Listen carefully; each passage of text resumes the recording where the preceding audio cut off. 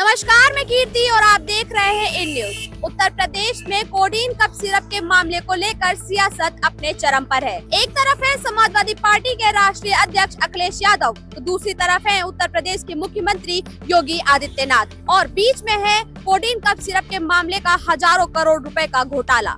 आपको बता दें, इस पूरे मामले को लेकर कल समाजवादी पार्टी के राष्ट्रीय अध्यक्ष अखिलेश यादव ने एक बड़ी प्रेस कॉन्फ्रेंस आयोजित की। इस कॉन्फ्रेंस में उन्होंने सीधे तौर पर ये आरोप लगाया कि कोडीन कप सिरप के मामले को लेकर सिर्फ उत्तर प्रदेश ही नहीं बल्कि पूरे देश की जनता काफी चिंतित है। उन्होंने ये भी कहा कि इस पूरे मामले में सबसे बड़ी बात जो सामने निकल कर आई है वो ये है कि कोडीन कप सिरप का ये पूरा घोटाला, ये पूरा मामला उत्तर प्रदेश के प्रमुख क्षेत्रों से चल रहा था। वहीं सरकार के कई लोग भी इस मामले में संलिप्त हैं। कोडीन सिरप और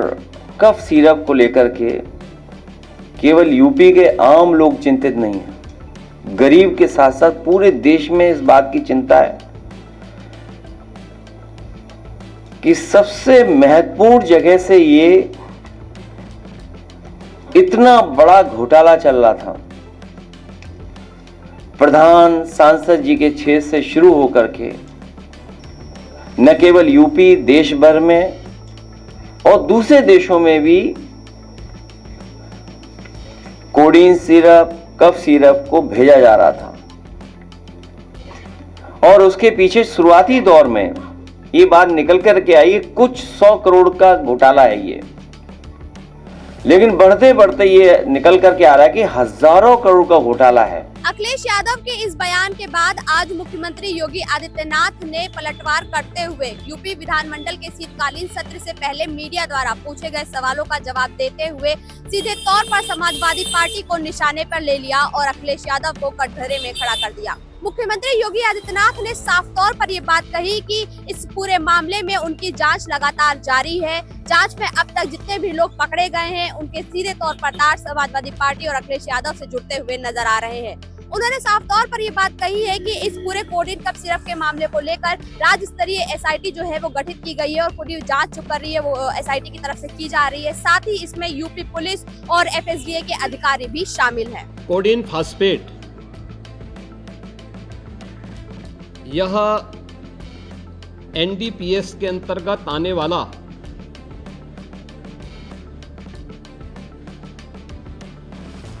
एक औषधि है जिसका निर्माण कोडीन युक्त कफ सिरप यानी गंभीर खांसी के लिए कफ सिरप बनाने के लिए उपयोग होता है, लेकिन सेंट्रल नारकोटिक्स ब्यूरो के द्वारा इसे केवल उन्हीं औषधियों के निर्माण के लिए आवंटित किया जाता है। इसके लिए उसका कोटा, उसका आवंटन, ये सभी सेंट्रल नारकोटिक्स ब्यूरो के द्वारा तय होते हैं।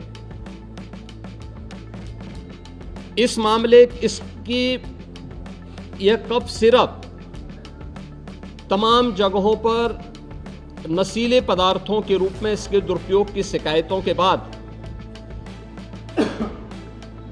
इस पे हम लोगों ने कार्रवाई की थी, क्योंकि अवैध रूप से इसकी तस्करी की शिकायतें आई थी और ये उत्तर प्रदेश पुलिस ने एनडीपीएस जो उत्तर प्रदेश का एफएसडीए विभाग है इसके नेतृत्व में हम लोगों ने उसको एनडीपीएस के दायरे में लिया, क्योंकि माननीय उच्चतम न्यायालय ने भी इसको इस रूप में माना है और इस पे कार्रवाई प्रारंभ की है। यह कार्रवाई उत्तर प्रदेश सरकार के द्वारा एफएसडीए, यूपी पुलिस और एसटीएफ इनके द्वारा प्रारंभ की गई है, जिसमें अब तक हम लोग काफी बड़े पैमाने पर इसके अवैध तस्करी के प्रकरण को पकड़े हैं और इसमें व्यापक गिरफ्तारियां भी हुई हैं। यह हर व्यक्ति जानता है कि हर माफिया के संबंध समाजवादी पार्टी से रहे हैं। लेकिन विधान परिषद में हमारे विधान परिषद के नेता सदन इस मुद्दे को वहां पर अगर उठेगा तो जरूर इस मुद्दे को वहां पे रखेंगे, अन्यथा हमारी ओर से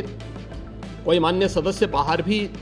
अगर सदन में उठेगा ठीक है, बाहर उठेगा तो बाहर भी उसका जवाब देगा। मुख्यमंत्री योगी आदित्यनाथ यही नहीं रुके, उन्होंने सीधे तौर पर समाजवादी पार्टी पर निशाना साधते हुए कहा कि समाजवादी पार्टी पहले से ही कुख्यात है और अब तक जितने भी लोगों को पकड़ा गया है उनकी पूरी सीधी तौर पर संलिप्ति समाजवादी पार्टी के साथ सामने निकल कर आ रही है। इसी दौरान मुख्यमंत्री योगी आदित्यनाथ ने एक शेर के जरिए अखिलेश यादव को पलटवार करते हुए कहा कि यही कसूर मैं बार बार करता रहा, धूल चेहरे पर लगी रही, मैं आईना साफ करता रहा। लेकिन प्रारंभिक जांच में सामने आया है कि उससे जुड़े हुए जिन अभियुक्तों को एसटीएफ या यूपी पुलिस की कार्रवाई में पकड़ा गया है उनके कुछ संबंध समाजवादी पार्टी से सामने आए हैं और समाजवादी पार्टी जो अपने कार्य के अनुरूप जिसका जो बदनाम हो चुकी है और पहले से कुख्यात है, इस पूरे मामले में भी उसकी संलिप्तता आएगी, क्योंकि एसआईटी एक राज्य स्तर की एसआईटी इस पूरे मामले की निगरानी कर रही है, जिसमें यूपी पुलिस, एफएसडीए, इनसे जुड़े हुए सभी अधिकारी मौजूद हैं। इनके अवैध रूप से तस्करी के साथ साथ इससे जुड़े हुए अन्य जो महत्वपूर्ण पहलू होंगे, किन किन लोगों के पास ये धन गया है, ये बातें भी सबके सामने आएंगी और इस बारे में